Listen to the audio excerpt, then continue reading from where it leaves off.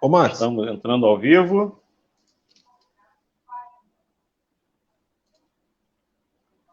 Estamos ao vivo. Guardar o pessoal chegando. Já tem gente chegando.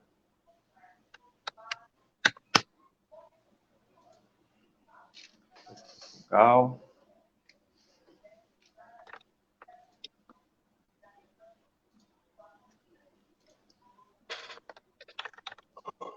Tudo ok. Bom, vamos lá, gente. Boa noite a todos. Você que vai chegando aí para compartilhar conosco nessa noite desse bate-papo. Seja bem-vindo ao nosso Quintal Teológico. Hoje nós estamos órfãos do Vitor, né? O Vitor nos deixou hoje.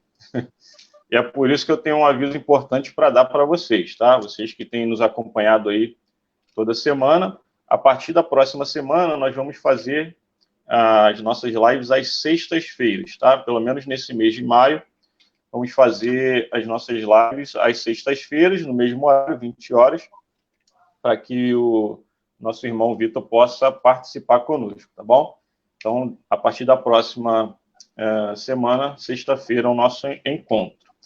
Bom, hoje, né, nós estamos de volta para bater papo aqui no nosso quintal. Trouxemos um convidado aí muito especial, é o Eliseu Arcanjo, né? Ele é diácono, né, lá da Igreja Metodista Asniana, Poço de Jacó, não é isso? Exatamente. Amém. E ele vai falar conosco um pouco aqui sobre cosmovisão, cultura, qual a relação do cristão com a cultura. Pastor Alexandre Mendes, todo mundo já conhece, você que nos acompanha aí, tem nos acompanhado nessas lives já conhece, e quem é aluno da Escola Dominical também já conhece, né? Nós, inclusive, estamos falando aqui, antes da live começar, sobre o material do Antigo Testamento, que o pastor Alexandre foi um dos escritores, e que é um material, assim, de excelência que você precisa ter na sua estante, com certeza, tá bom? Bom, hoje o assunto, como eu disse, é a relação do cristão com a cultura, né? Qual é o nosso papel e qual a forma correta, a forma bíblica de nos relacionarmos com a cultura, com a sociedade que nos cerca. E quando nós falamos de cultura, nós estamos abrindo um leque amplo, né? Nós estamos falando de arte, estamos falando de política, nós estamos falando, né, de ciência, falamos até sobre ciência, batemos um papo muito bom sobre ciência na semana passada. Se você quiser visitar depois aí meu perfil, se você perdeu esse bate-papo, tá lá no meu perfil, nas lives anteriores, falamos sobre a relação do cristão com a ciência, teologia, por que não, né? E aí nós estamos, então, abrindo um leque aí de várias esferas, né? Para usar uma expressão aí bem caipiriana, que nós precisamos entender como essas esferas diferentes da nossa vida se relacionam e como nós, cristãos, devemos interagir com elas. Então, tem a família, a educação, enfim, N esferas. Então, essa não é uma tensão ou uma dúvida recente, né? Se você gosta da história da igreja, é um estudante da história da igreja, você vai ver que isso, desde lá dos pais da igreja, né? Enfim, até antes mesmo, você vai ver o próprio Cristo inserido numa cultura na qual muitas vezes ele teve que ir contra, né, um pensamento vigente, uma filosofia vigente, uma teologia vigente, né? E dois exemplos aqui são bem didáticos para nós. Nós temos aí o Tertuliano, né? É um dos pais da igreja, e ele entendia o seguinte: olha, não há nenhuma relação entre a igreja e a academia, ou as ciências, ou a filosofia grega, por exemplo. Ele tinha em mente a filosofia grega, né? E ele falava assim: olha, o que tem a ver Jerusalém com Atenas? Jerusalém é a capital religiosa do cristianismo, vamos dizer assim, e Atenas a capital da filosofia, né? O berço da filosofia. Ele falava, olha, o que uma coisa tem a ver com a outra? Nada. Já o Orígenes, né? Orígenes de Alexandria, um outro pai da igreja, ele falava o contrário. Ele falava, olha, onde quer que a verdade esteja, ela vem de Deus e pertence à igreja. Ou seja, mesmo que filosofias ou seja, fora da igreja, falem algo, ela, não quer dizer que elas, tudo que elas falam é mentira. Algumas coisas elas falam que correspondem à verdade. Nós podemos, então, nos apropriar dessas verdades e trazê-las para o benefício da fé cristã. Inclusive, os apologistas, né, que defenderam a fé nesses primeiros séculos da igreja utilizaram muito da filosofia grega para tentar explicar algumas doutrinas da fé cristã. Mas, enfim, já falei bastante, tentei introduzir aqui o tema. Nós vamos falar hoje sobre a relação do cristão e a ciência. Então, vamos direto à primeira pergunta, tá bom? Vou começar com o Eliseu aqui para nos brindar com a sua participação. Você pode dar um oi para o pessoal. Lembrando que você pode participar através do seu comentário, tá bom? Deixe o seu comentário aí que nós vamos tentar, na medida do possível, e a sua pergunta, tentar, na medida do possível, interagir. Então, já temos aqui o aspirante Isaac, lá da Congregação de Olaria. Temos o pastor Renato Neves, seja muito bem-vindo, presença muito ilustre. A Carol Oliveira, irmã do Vitor. Rodrigo Alves. Vamos lá, gente, vamos aprender. É isso aí. Então, vamos começar com a primeira pergunta, que vai abordar um tema ou um termo, né, uma palavra que a gente vai usar muito aqui provavelmente hoje, que é cosmovisão, tá? Então, já deixa a pergunta aí para o Eliseu. O que é cosmovisão? Então, pessoal, boa noite, tudo bem? Satisfação estar com vocês. Grande Max, amigo, pastor Alexandre, tenho uma honra e uma admiração muito grande por ambos, e pelo pastor Alexandre também, o pastor Renato, que está aí conosco, o Rodrigo, várias outras pessoas que vão entrar ainda. Bom, falar sobre cosmovisão, eu gosto muito desse tema, é um tema que eu sou apaixonado já há alguns anos, e tenho tentado estudar e me aprofundar mais.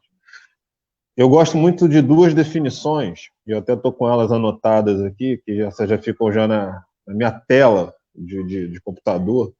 Eu gosto muito da definição de cosmovisão da Nancy Pierce, quando ela fala que pensar cristamente significa compreender que o cristianismo tem toda a verdade sobre toda a realidade e é uma perspectiva de interpretar todos os assuntos da vida.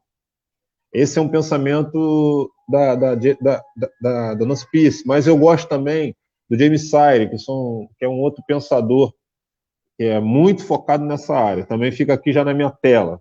É um compromisso, uma orientação fundamental do coração, que pode ser expresso como uma narrativa ou como um conjunto de pressuposições.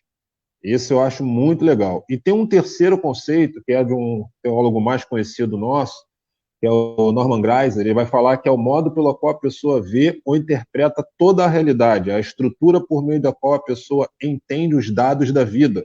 Uma cosmovisão influencia muito a maneira em que a pessoa vê Deus, suas origens, mal, natureza humana e valores e destinos. Eu, particularmente, acho essas teorias esses conceitos muito fundamentais para o que nós devemos ter como cosmovisão. Mas eu pensando assim nesses últimos anos, né, estudando essa questão de cosmovisão, eu resolvi meio que compactar tudo isso e traduzir cosmovisão como tudo aquilo que você faz, tudo aquilo que você é, e todo o envolvimento seu em qualquer área da sua vida, ela precisa ser para a glória de Deus e precisa ter princípios bíblicos. Então, eu entendo que cosmovisão é você fazer tudo para a honra e glória de Deus. Eu entendo resumidão, se eu pudesse resumir cosmovisão, é você fazer tudo em todas as áreas, em todas as demandas, em qualquer momento, em qualquer situação, em qualquer circunstância, fazer tudo para a glória de Deus. E tudo inclui todas as demandas da sua vida.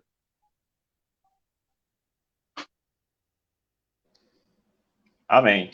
Pastor Alexandre, o que é a cosmovisão? Cosmovisão é um termo amplo, né? Eu creio que a próxima pergunta vai afunilar um pouco mais a questão da cosmovisão, seria a visão que a pessoa enxerga, né? Com relação ao mundo, né? A visão de mundo que se tem. Entre elas, nós temos a nossa visão cristã, né? Mas nós temos diversos tipos aí de cosmovisão, que nem sempre pregam a mentira, né? Apesar de não terem, defenderem os princípios cristãos, não se dizem cristãs, mas gosto muito da definição aí do Orígenes, que você falou, Max, quando ele diz que toda verdade, ela é oriunda, ela é provinda de Deus, por mais que a pessoa ela não tenha um contato direto com Deus.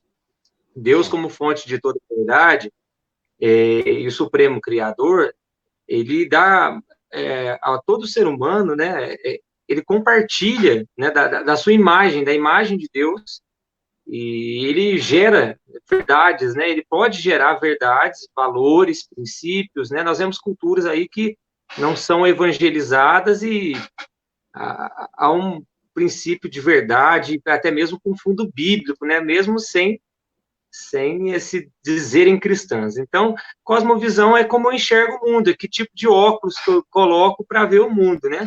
Poderia dizer que é a lente, né, que a pessoa usa para enxergar a realidade à sua volta, como o Eliseu acabou de dizer, em todas as áreas, em todos os sentidos, né? Bem abrangente a questão da cosmovisão. É isso aí. Essa ilustração do óculos é muito interessante, né? Porque, de fato, a cosmovisão acaba sendo uma espécie de filtro, né, da realidade. Então, quando eu entro em contato com a realidade, eu vou perceber essa realidade de acordo com essa minha visão de mundo. E é isso que muita gente acaba não entendendo, né, Eliseu? Porque, como você falou aí, usou a definição do James Sire, que a cosmovisão ela é um compromisso fundamental do coração, né? Ou seja, é algo que vem muito antes de a pessoa começar a refletir sobre isso, ou seja, é algo que ela faz no nível subconsciente ou no nível mais profundo do seu ser, né? Eu estou até com a 5ª edição aqui do Universo ao Lado, que é esse livro aí que o Eliseu citou, né? Meu livrinho de cabeceira. Exatamente, que é justamente o que é mais interessante nesse livro é que no prefácio ele explica que ele mudou um pouco o seu próprio conceito de cosmovisão, porque nas primeiras edições ele havia trabalhado a ideia de que cosmovisão são aquelas coisas em que eu acredito, ou seja, são coisas que primeiro eu racionalizo, né? Então depois eu utilizo isso para interpretar o mundo. Mas aí ele fala, não, eu acabei entendendo, né, que na verdade a cosmovisão está muito mais lá no fundo. Ou seja, ela está na raiz, ela está lá no coração. E quando a gente entende a visão bíblica do coração, que é o centro de comando, né, da nossa existência, que hoje o coração ele acabou se tornando algo romantizado, né? O coração ou muito materializado, né? Para alguns o coração simplesmente é uma bomba de sangue e para outros o coração simplesmente está referindo-se a sentimentos, a emoções e enfim. Mas a visão bíblica é justamente entende o coração como esse centro de comando da existência. Por isso que Provérbios fala, né? De tudo que se deve guardar, guarda o teu coração, porque dele procede todas as saídas da vida. Ou seja, tudo vem de lá. E lá está a nossa cosmovisão. Essa é a grande questão. Nossa cosmovisão está lá e a partir dela, ou seja, mesmo inconscientemente, nós interpretamos o mundo a partir dela. Você concorda com isso, Eliseu? Concordo em gênero, número e grau. A questão do que a gente precisa entender, eu sempre converso isso com o pessoal às vezes, é que cosmovisão não é uma ferramenta que a partir de hoje você tem. Não é isso. Não é, agora eu tenho uma ferramenta chamada cosmovisão. Não, não é. A cosmovisão é aquilo que você, é de onde você parte para fazer tudo. entendeu? Então, essa que é a dificuldade que nós temos em relação a colocar e explicar para as pessoas a questão da cosmovisão. Ó, você não tem uma cosmovisão a partir de agora e você vai fazer isso. Não. A cosmovisão, quando você entende os conceitos, entende os princípios, eu gosto muito da palavra de Paulo quando ele fala sobre metanoia. Eu gosto de fazer a comparação de cosmovisão quando Paulo vem no caminho de Damasco e ele se encontra com Jesus. Eu brinco com o pessoal que parece que Paulo vinha para cá e bate de frente com Jesus. E aí Paulo levanta dali um outro homem. Ele tem a sua mente totalmente transformada. E a partir dali, Paulo passa a ser um outro homem. Entendeu? Então, assim, a cosmovisão, o grande crise que nós temos hoje é que nós não conseguimos ainda definir essa cosmovisão bíblica, de partindo da luz da palavra. Entendeu? Então, assim, por quê? Porque o nosso coração e a nossa mente ainda trabalha em paralelos diferentes. Isso a gente vai chegar lá na frente quando a gente for falar principalmente da questão da cultura. Então, parece que a gente tem aquela questão de, aqui dentro do domingo, no culto, eu tenho a cosmovisão cristã, mas chegando na segunda-feira, você não tem mais. Acabou essa cosmovisão. E não é isso. Isso não é cosmovisão. Isso, na verdade, você está deturpando, você está mais voltado para o que mais nós temos hoje, que é dualismos e outras coisas mais. Então, assim, eu percebo que você... entendeu? Então, esse é o ponto cerne da questão. Quando a gente fala de cosmovisão, nós precisamos entender o seguinte: como eu ajo em todas as áreas da minha vida. Por isso que eu sempre eu tento reduzir ela, e tem um amigo meu que fala que essa redução é muito pesada, que é para você entender o seguinte, que tudo que você faz é para a glória de Deus e perante Ele. Isso é cosmovisão. É o famoso corondel, lá do nosso amigo Jonas. Entendeu? Quer entender o que é cosmovisão? É você entender que tudo que você faz é para a glória de Deus e você está sempre diante dele.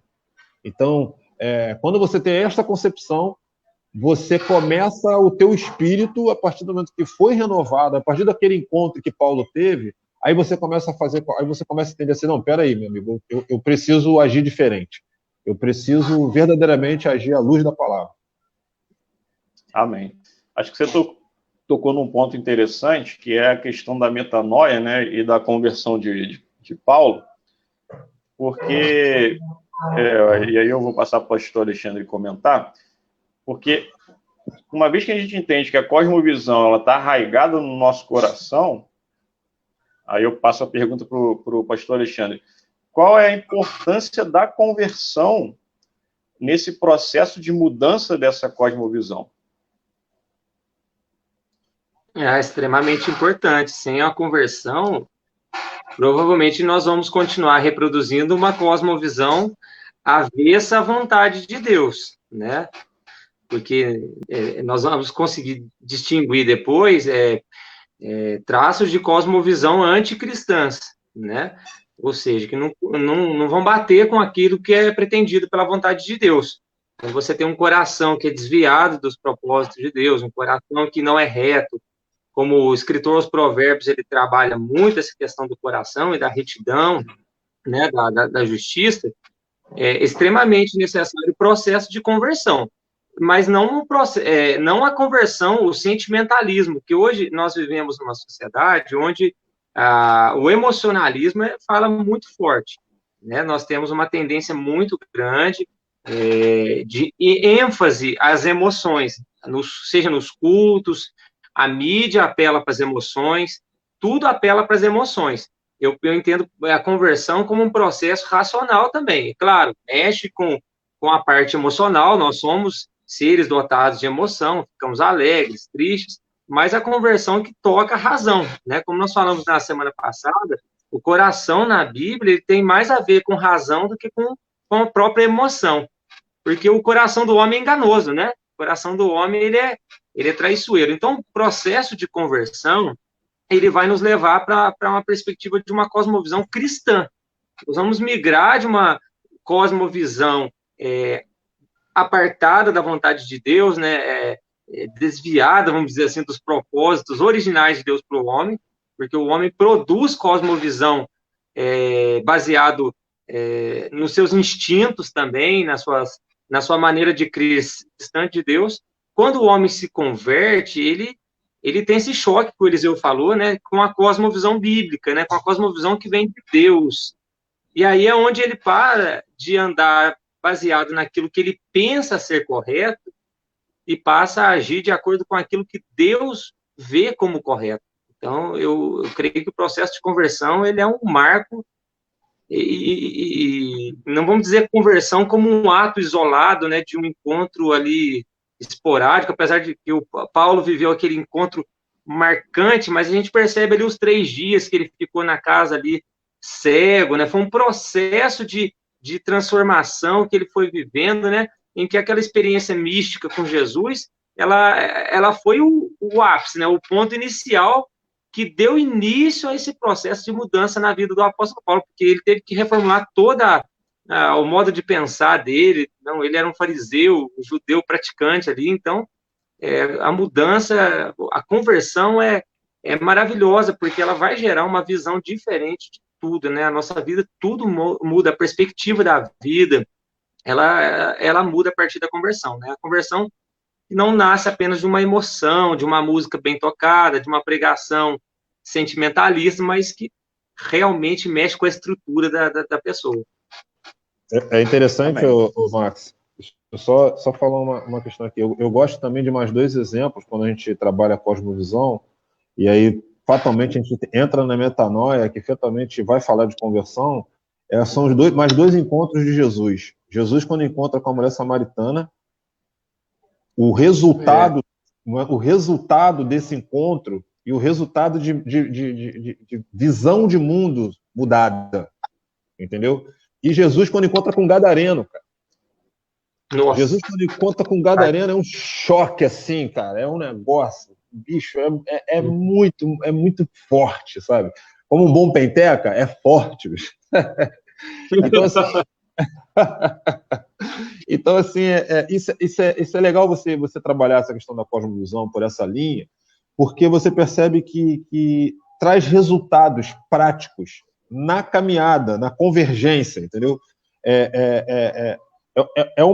A cosmovisão, quando você verdadeiramente trabalha ela perante Deus e para a honra dele, para a glória dele, você percebe que as pessoas que entenderam isso verdadeiramente, a caminhada delas, o tratar dela com as pessoas anteriores que conheciam ele antes, muda tudo, transforma tudo. Então, assim, é bem interessante você trabalhar a cosmovisão por essa questão de caminhada e convergência, entendeu? Quando converge aquela questão da conversão com teus atos de prática, e aí a gente pode tratar isso como os atos de justiça, e o nosso pisar, o nosso caminhar ser exatamente parecido como o de Jesus. Então, assim, por isso que eu gosto de falar o seguinte: cosmovisão não tem para onde correr, é você cada vez mais se aproximar do Cristo, é cada vez mais você sentir no seu corpo as marcas do Evangelho. Então, assim, é um convite à morte, entendeu? É um convite a você abandonar o teu eu. Isso aí. Porque quando a gente entende, então, essa questão da cosmovisão como enraizada no coração, você não tem como mudar a si mesmo, né? Somente uma obra da graça, aí, como falou o pastor Alexandre, que pode remover, né, o coração de pedra e colocar um novo coração através do qual Cristo vai comandar toda a nossa existência. Bom, nós já entramos um pouco na questão da cosmovisão cristã, mas vamos afunilar, vamos especificar mais essa cosmovisão, ou seja, a forma como o cristão deve interpretar a realidade, deve lidar com o mundo à sua volta. Aí, pastor Eliseu, eu te pergunto o seguinte, né, o que é, né, a cosmovisão cristã, quais são os elementos, né, que fazem parte ali, pelo menos os elementos essenciais que fazem parte de uma cosmovisão cristã, né, e qual a importância de se desenvolver essa cosmovisão?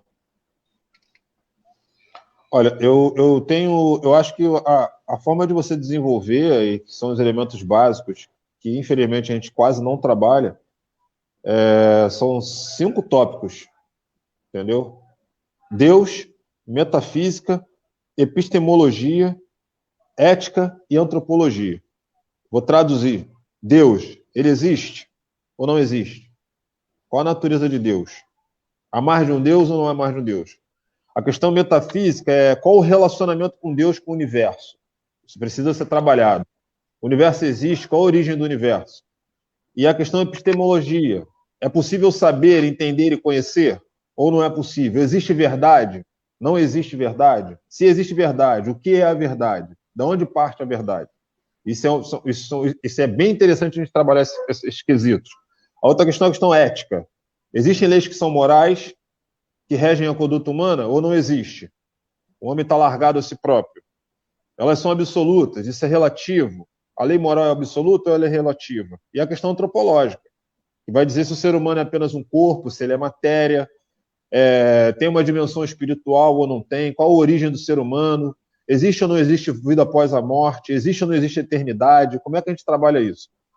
E resumindo isso, que eu acho que é o cerne, né, que a gente precisa trabalhar, são as 4 questões básicas da cosmovisão cristã em si, que é onde a gente trabalha no segundo tempo, né, no segundo tópico, que é a questão da relação da criação, queda, redenção e consumação.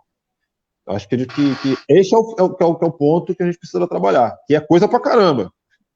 É coisa é muita coisa. Mas as perguntas básicas que o ser humano vai fazer para si próprio, eu acho que essa é a fundamental, é a questão da existência de Deus.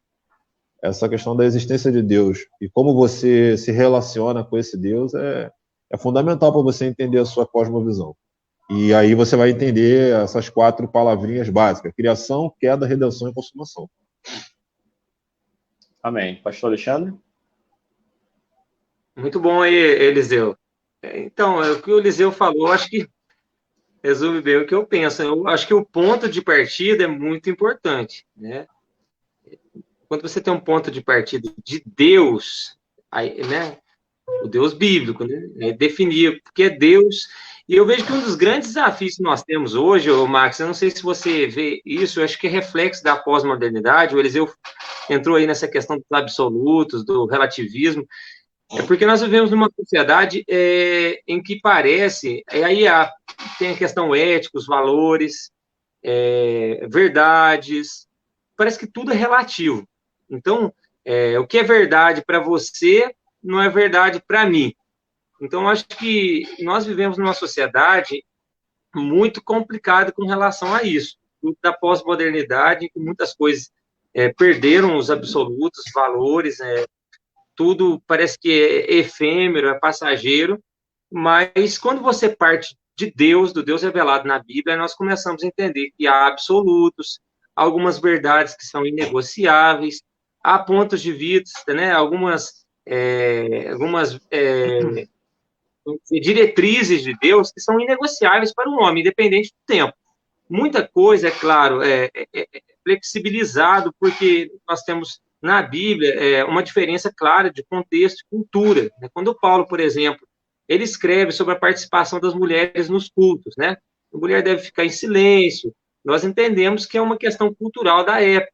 Mas nós temos que procurar na Bíblia, eu creio que isso vai ser extremamente importante para nós termos uma cosmovisão bíblica equilibrada, é buscar as verdades absolutas que há na Bíblia Sagrada. Porque nós vivemos nessa pandemia do relativo hoje aí, né? E, por exemplo, o conceito pecado, por exemplo. Você, por exemplo, entende que fazer tatuagem é pecado. Eu posso entender que não é. Um simples exemplo, né? Então, eu acho que pega muito aí do ponto de partida. Quando eu parto de Deus e permito que essa mudança seja feita no meu coração, eu começo a assumir e aceitar verdades absolutas de Deus sobre as minhas verdades que são relativas. Então, acho que o ponto de partida é muito importante, e depois essa compreensão que o Eliseu falou aí, né, metafísica, antropológica, né, questão ética aí, faz parte dessa cosmovisão cristã aí, bem formatada. Amém. Eu vou ler aqui um comentário do pastor Renato Neves que eu achei muito interessante. Ele diz o seguinte, olha, Se me permite, apesar de possuir uma conotação filosófica, a cosmovisão de uma pessoa possui natureza essencialmente prática. Afinal, ideias têm consequências reais. É exatamente a cosmovisão do indivíduo que vai norteá-lo ante as decisões mais importantes da sua vida. Como deve ser encarada a questão do aborto e do homossexualismo? Qual a forma de proceder na política? Como educar os filhos? Como encarar uma sociedade tão violenta, né? O grande lance seria, temos líderes eclesiásticos, aí eu não estou conseguindo ler o restante, mas deixa eu temos líderes eclesiásticos maduros e preparados, inteirados com uma cosmovisão bíblica para enfrentar desafios? Rapaz, é isso aí. É melhor botar ele no papo aí, para ele responder essa pergunta. Exatamente. Então, eu acho interessante na colocação dele essa dimensão prática, que é o que a gente está tentando trazer. Embora a gente tenha dado essa cama, né, teórica, né, a nossa intenção aqui é mostrar que tudo isso tem implicações totalmente práticas na nossa vida. E quando a gente fala da forma como nos relacionamos com a cultura, né, como o pastor Renato colocou, como é a cultura que nos cerca? Qual é a cosmovisão que essa cultura possui? Que bases filosóficas estão por trás, né, de tudo isso que é colocado diante de nós? Questões do amor, como política, né, educação, arte, né, e todos esses movimentos, eles, né, uma reflexão, em primeiro lugar, mas que leve a uma prática que seja eficiente, ou seja, que possa não só responder, né, às questões que a sociedade nos coloca, mas também dar a nossa visão sobre isso. Porque é interessante que muitas vezes as pessoas colocam a religião, né, ou o cristianismo, ou a teologia, na esfera pessoal, na esfera privada, particular. Não, você tem a sua religião, né, você cultua o seu Deus na sua casa, né, ou no seu templo, né, e depois que você sai dali, a gente vai chegar lá mais tarde, né, na nossa live, mas depois que você sai dali, você tem que abraçar a cosmovisão lá de fora. Então, ou seja, nós acabamos ficando muito na defensiva, no sentido de, não, o mundo pergunta e nós só damos respostas defensivas ao invés de propor algo para a sociedade, né? É uma crítica até que quem faz muito essa crítica é o Pedro Dutch, né? Ele escreveu o livro Inteligência para Quê?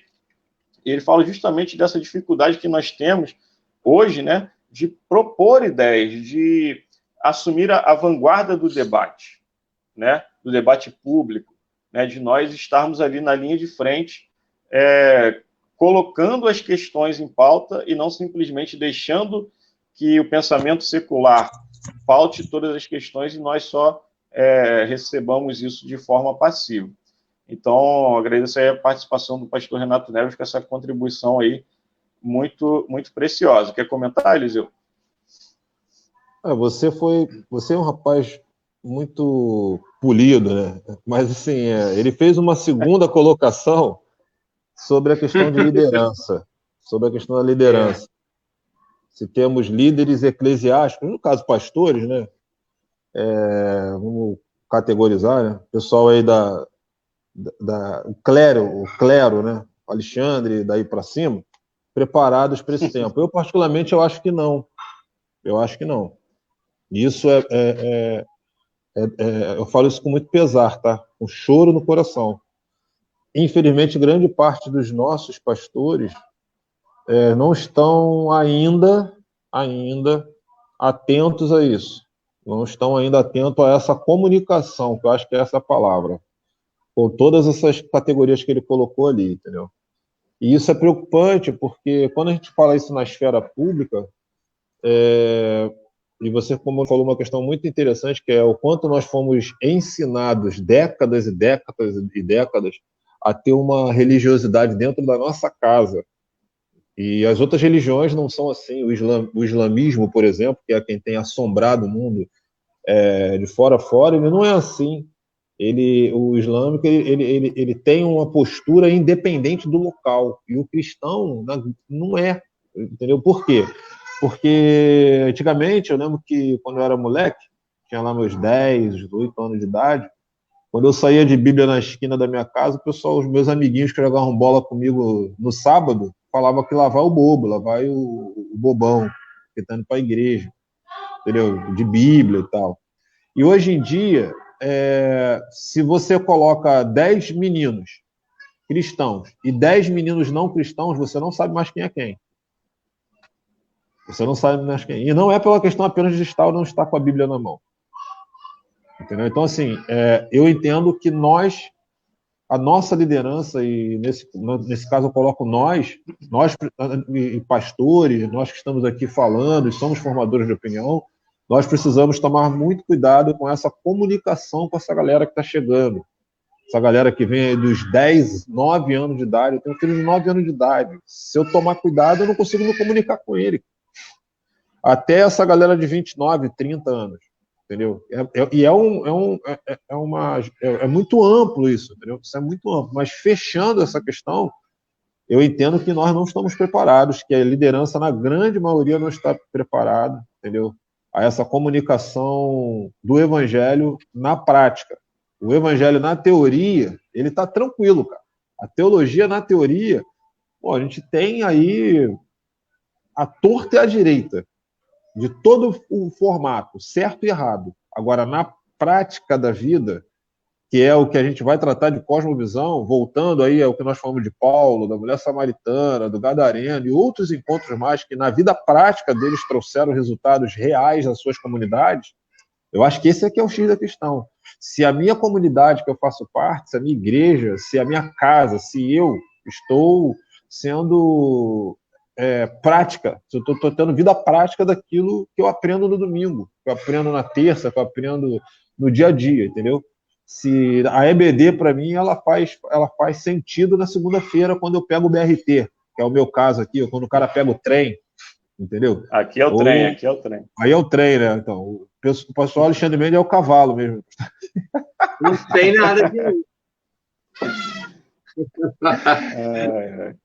Entendeu? Então, assim, eu entendo muito isso, que a gente precisa tomar esse cuidado. Eu gostei da fala do pastor Renato e respondo a ele que eu acredito que o clérigo não está muito...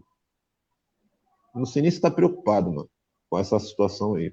Sendo bem pessimista, e não sei nem se está preocupado com essa situação.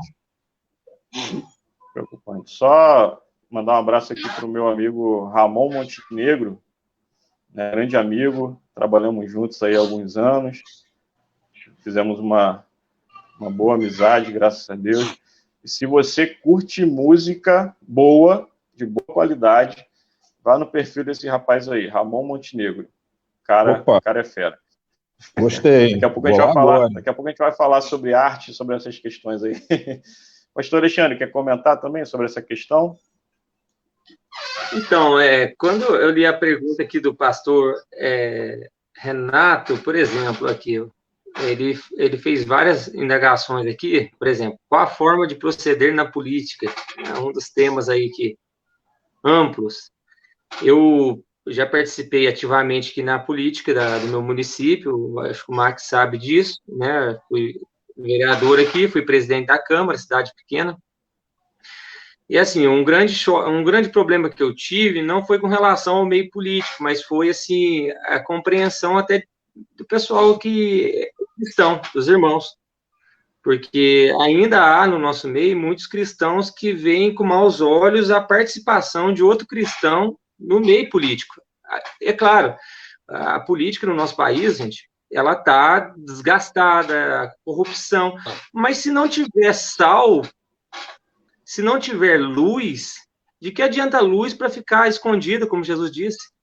Então, se nós não tivermos, como o Charles Colson vai trabalhar no livro, e agora como veremos, a questão da redenção da cultura, se não tiver gente de Deus nós vamos ser governados e dominados por gente que não crê em Deus, com valores, né? O STF está discutindo aí direto assuntos como aborto, liberação da maconha. Se não tiver gente de Deus no legislativo, no executivo, no judiciário, a igreja vai ficar à mercê. Enquanto houver na época eu sofri muito, tive muito, assim, muito colega que pensou até que eu tinha afastado do ministério, que eu tinha deixado de pastorear.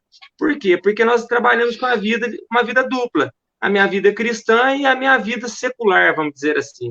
A minha cosmovisão dentro da igreja bíblica e a minha cosmovisão quando eu saio da igreja. Não, eu acho que isso é muito prejudicial. Estou dando um exemplo aqui da esfera política, né, que, por exemplo, nós estamos aí interessados na economia. A economia está intrinsecamente ligada à política. Não tem como. Leis que regem nosso país. Na educação de filhos, por exemplo. Hoje, né, se você, por exemplo, corrige uma criança aplicando o princípio de Provérbios, por exemplo, de usar a vara para corrigir. E a criança, por exemplo, ela chora, ela grita, um vizinho ouve. Eu não estou incentivando, gente, pelo amor de Deus, me entendam, né? A agressão, né? O espancamento, de forma alguma. Mas se você, por exemplo, corrige seu filho, dá uns tapas nele lá, como eu já levei muito dos meus pais aqui, e não morri, graças a Deus, e um vizinho te denuncia no conselho tutelar, em algum lugar, você pode sofrer. Então, nós temos aí hoje leis, a economia. Se o cristão não estiver engajado, né, e aplicando a sua cosmovisão dentro desses ciclos, infelizmente, a cosmovisão que não é bíblica, ela vai imperar. E a igreja, ela vai padecer. Eu tive muito esse desafio e eu posso dizer que, mais do que nunca, nós precisamos desmistificar algumas coisas, entender que o cristão ele pode ser boca de Deus onde ele estiver, né? A questão, vai estar lá, vai se corromper. Daniel estava na Babilônia, José estava no Egito, né? Então, eu acredito que é possível, sim, fazer a diferença, né? E isso foi uma das esferas aí. Eu creio que nós temos que dar algumas respostas para a sociedade como igreja. No livro John Stott, né, do Sermão do Monte, ele fala de a contracultura cristã, ou seja, nós temos que nadar contra uma correnteza, uma fonte aí que está vindo de águas, né, muitas águas, de uma cosmovisão antibíblica, né, que não é pautada na verdade bíblica, e nós, como cristãos, temos que nadar contra essa correnteza com uma contracultura que é cristã, que é centrada na palavra de Deus e na pessoa de Jesus. Amém. Perfeito. Eu queria aqui usar três frases aqui que falam sobre a questão da importância de se desenvolver uma cosmovisão cristã. Porque eu tenho falado aqui, eu falei principalmente na primeira live, né, da minha visão de que a cosmovisão cristã, de fato, é a que mais se adequa à realidade, é a que mais consegue explicar a realidade como ela é. E o C.S. Lewis ele dizia o seguinte: olha, acredito no cristianismo como acredito que o sol nasceu, não apenas porque eu o vejo, mas porque por meio dele eu vejo todo o resto. Ou seja, é através da cosmovisão cristã que Lewis passou a compreender melhor o mundo que o cercava, né? Quem conhece o C.S. Lewis, quem o admira, né, como eu, sabe que ele era um ateu, né? E que após a sua conversão ele escreveu muitas obras aí muito incisivas, cirúrgicas, né, sobre o cristianismo. E ele fala aqui da importância de se adquirir e se desenvolver essa cosmovisão para que nós possamos ter uma percepção mais plena, né, da realidade. O Tim Keller, ele fala o seguinte: olha, toda a história do mundo e o modo como nós nos encaixamos nela é mais claramente compreendida quando analisamos de forma direta e atenta a história de Jesus. Ou seja, nós passamos a compreender melhor o que é a realidade, qual é o nosso papel, o nosso lugar nessa realidade, quando nós olhamos para Cristo. Porque o professor Rafael Falcon, ele falava o seguinte: olha, não se pode educar somente com livros. Você educa pessoas com pessoas. Por quê? Porque nós somos seres com personalidades tridimensionais, né? Ou seja, nós temos uma personalidade, nós não somos como os livros, né? Bidimensionais. Portanto, nós carecemos de modelos. E qual é o maior modelo para uma cosmovisão cristã, se não o próprio Cristo? E é o que o Tim Keller está falando aqui, né? Ele fala isso no livro A Cruz do Rei, onde ele faz ali comentários sobre o Evangelho de Marcos. Então, veja, olhando para Cristo, nós compreendemos muito melhor a realidade e o nosso papel no mundo. E a terceira ilustração seria o seguinte, olha, a realidade é como um pé, e as cosmovisões são uma espécie de sapato. E a cosmovisão que melhor se encaixa no pé da realidade, ou seja, o sapato que melhor se encaixa no pé da realidade, é a cosmovisão cristã, que é o que nós temos defendido aqui nessa noite, né? Que, mais uma vez, retomando aqui o comentário do pastor Renato, tem implicações práticas. O pastor Alexandre deu o exemplo aí da política, e muitas vezes nós demonizamos, e aí eu já vou partir para a próxima pergunta, demonizamos, por exemplo, a política, demonizamos a arte, né, o teatro, o cinema, nós começamos a fazer separações. Isso aqui é do diabo, né? Até eu lembrei de uma palestra do deputado Marcel Van Hatten, né, que é um luterano, onde ele trata o seguinte tema, olha, a política é coisa do diabo, né?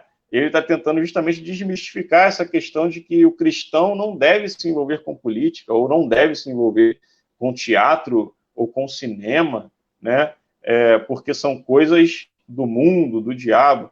E aí a pergunta é a seguinte,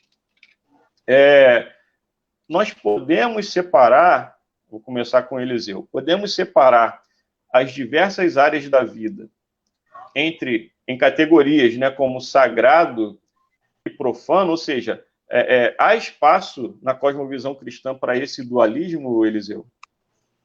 Rapaz, essa pergunta é bem capciosa, mas eu acredito que não deveríamos. Mas, ao mesmo tempo, eu acredito que sim.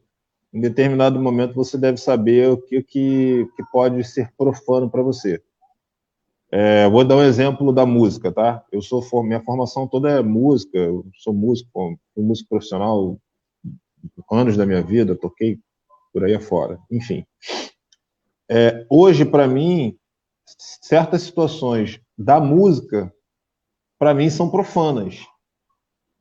Entendeu? Profana no sentido de que eu não devo fazer para não profanar o templo do Espírito Santo que sou eu. Então, eu não quero colocar o talento, o dom que Deus me deu, eu, Eliseu, tá? Não estou dizendo que você que está ouvindo, que é músico, que é cantor, não deva fazer. Estou dizendo que eu, Eliseu, entendo que hoje, para mim, eu não devo colocar o dom que foi me dado por Deus a serviço de outra coisa que não seja usar esse dom para a honra e glória de Deus. Eliseu, como assim? Então você está dizendo que se chamarem para tocar com um grupo que não seja evangélico ou secular, você não vai? É exatamente isso. Mas você pode... Então como é que eu vou viver? Aí é outra conversa. Estou falando que eu, Eliseu, entendo que, para mim, eu não posso colocar o dom que Deus me deu para servir com este dom em outro local. Entendeu? Que não seja para honra e glória de Deus, porque eu vou voltar no que eu falei no início. Quando você tem a questão da cosmovisão, tudo que você faz é para honra e glória de Deus. Então imagina você usando, você vai dizer para mim que tocar uma música aí, sei lá, não sei, pensa em qualquer uma que você pensou agora aí, é para honra e glória de Deus? Então é complicado. Agora, eu entendo que nós fomos moldados assim, entendeu, Max? Em sacralizar muita coisa e profanar outra, ou seja, aquilo que é do mundo, aquilo que é da igreja, aquilo que eu posso, aquilo que eu não posso, aquilo que é lícito, aquilo que não é lícito, aquilo que pode ou que não pode. E a gente reduz o evangelho simplesmente assim, ó, eu posso fazer isso ou eu não posso fazer isso. Quando, na verdade, deveria ser, ó, eu devo fazer isso. Isso que eu faço, exalta o nome de Jesus? Ou não? Eu acho que essa é a pergunta que eu faço para mim, que eu devo fazer para mim diariamente. E isso me leva a não pegar a minha vida e me colocar em certas situações hoje. O que eu não estou dizendo é que não possa ser feito pelo pastor Alexandre, por exemplo, que não possa ser feito para você. De repente, isso para você não traz nenhum incômodo. Mas para mim, que vivi nesse meio, Eliseu, não, para mim não serve. Entendeu? Então, assim, eu acho que não tem como. Você precisa saber, sim, utilizar a máxima, que aonde você chega, você como sacerdote real, você apresenta seu corpo como sacrifício vivo, né? E ali você torna tudo santo. Mas na prática de vida, você precisa saber que existem situações que você não vai aguentar o peso da pressão que vem espiritual e você não tem como estar, você tem que sair, você tem que fugir, você tem que correr. Por que eu estou falando isso, Max e pastor Alexandre? Porque quando a gente vai falar de arte, principalmente, tem uma galera que acha que pode tudo. Entendeu? E não é bem assim, a gente sabe que não é bem assim. Existem fundamentos por trás de tudo que se faz. Como o pastor Alexandre vocês falaram, e você falou anteriormente. O cara não pinta simplesmente por pintar. Ele tem alguma coisa no coração que levou ele a fazer aquilo ali, entendeu? Não é uma coisa tão simples assim. Então você precisa ter o discernimento de saber o que você, aonde você deve e aonde você não deve. E pegar esse fundamento e saber assim, olha, eu preciso fazer tudo para a honra e glória de Deus, então para mim aqui não dá. Eu não concordo muito com essa visão de que você tem que demonizar as coisas, entendeu? Demonizou. Não, não é isso. Eu acho que você tem que ter a maturidade espiritual, eu acho que esse que é o termo. Ter uma maturidade espiritual de saber o que você pode, até onde você vai com a sua vida, até onde você caminha e que não traz nenhuma implicação para você, e principalmente, que não traz escândalo, tá? O que não traz escândalo. Eu já fui convidado uma vez, algumas vezes, 3 anos seguidos, vou tocar num tema bem polêmico, tá? Para tocar num bloco de escola de samba evangélica. 3 anos seguidos. Entendeu? E apesar de eu conhecer muitas pessoas, até que foram alcançados pela graça num movimento desse, Eliseu, não fui. Aí você vai me perguntar, por quê? Simplesmente porque eu sei que eu posso trazer escândalo para outras vidas. Porque para mim, de repente, não teria nenhum problema. Entendeu? Não vou entrar na questão se o cara que está lá na escola de samba fazendo para Jesus, não é isso. Estou dizendo que eu estaria fazendo algum pecado? Estaria pecando? Não estaria pecando. Eu acho que não estaria pecando. Eu estou ali tocando a bateria num bloco evangélico, cantando músicas que nós tocamos dentro das nossas igrejas. Mas eu sei que eu tenho uma galera que pode olhar isso e eu preciso me preocupar com isso, entendeu? Acho que é bem por aí que nós devemos conduzir a nossa vida. A gente precisa conduzir a nossa vida nessa área do poder ou no poder, do sagrado, do profano, essas dimensões de categoria, eu acho que elas não podem existir, entendeu? Acho que ela não pode existir, mas eu acredito, é um pouco confuso isso, que você tem essa questão de saber até onde você pode ir. Eu acho que isso é muito importante. Sabe assim, eu posso ir até aqui. Um outro exemplo é uma pessoa que trabalhou, que veio do meio das drogas, e ela vai trabalhar com um drogado. Na grande maioria das vezes, dá problema.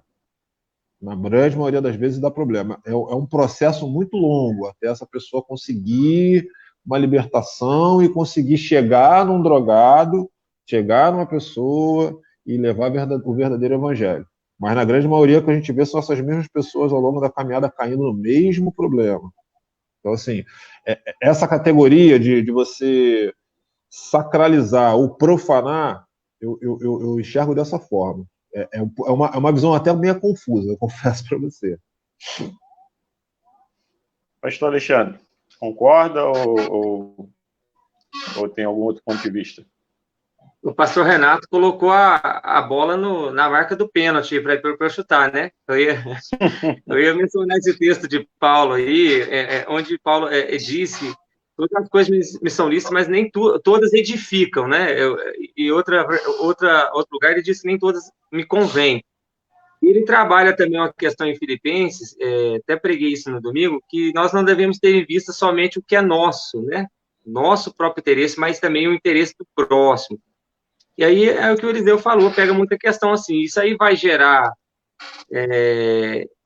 um escândalo para o meu próximo, eu tenho que pensar não só o que é conveniente para mim, né? Eu acho que me convém. Mas Paulo falou assim, olha, eu posso comer carne, mas se eu comer carne pode enfraquecer meu irmão, pode derrubar meu irmão que é mais fraco na fé, eu deixo de comer a carne. Então, eu entendo que há coisas que por si só não são pecado, né? Mas que dependendo do contexto, se mal utilizadas, pode gerar pecado, pode gerar. Eu não gosto de fazer tanta essa separação, assim, ser tão assim, profana, vamos dizer, profana e o sagrado de uma forma tão radical, assim. Mas também, como ele disse, tem que ter um pouco de separação, porque senão a Bíblia estaria mentindo.